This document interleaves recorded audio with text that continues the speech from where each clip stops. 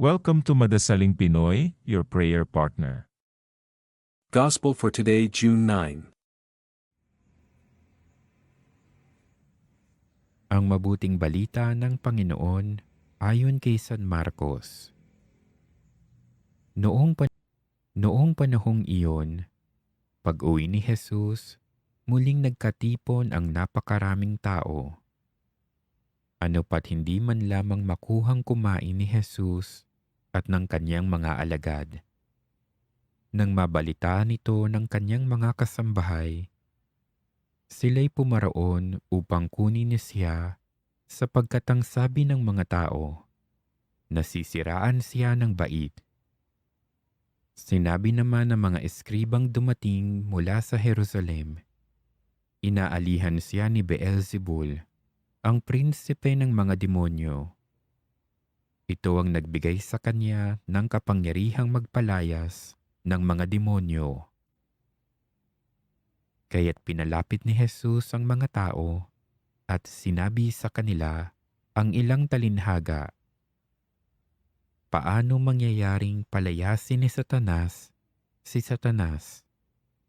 Kapag naglaban-laban ang nasasakupan ng isang kaharian, hindi mananatili ang kahariang iyon. At kapag naglaban-laban ang magkakasambahay, hindi mananatili ang sambahayang iyon.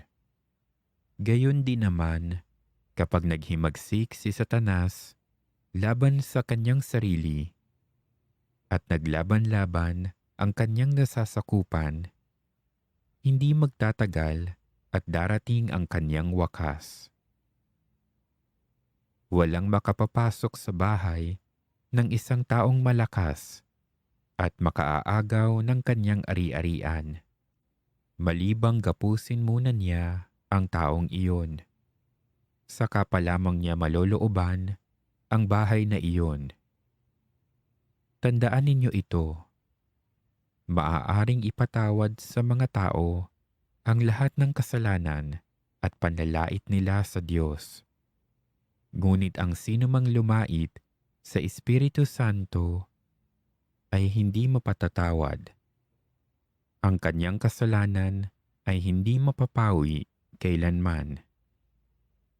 Sinabi ito ni Jesus sapagkat ang sabi ng ilan, inaalihan na siya ng masamang espiritu.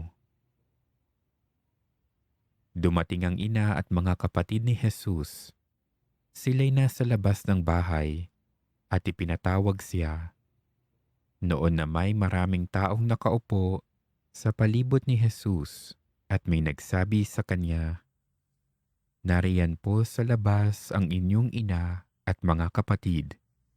Ipinatatawag kayo. Sino ang aking ina at mga kapatid? Ani Jesus. Ito ang aking ina at mga kapatid. Sapagkat sino mang tumatalima sa kalooban ng Diyos ay siya kong ina at mga kapatid.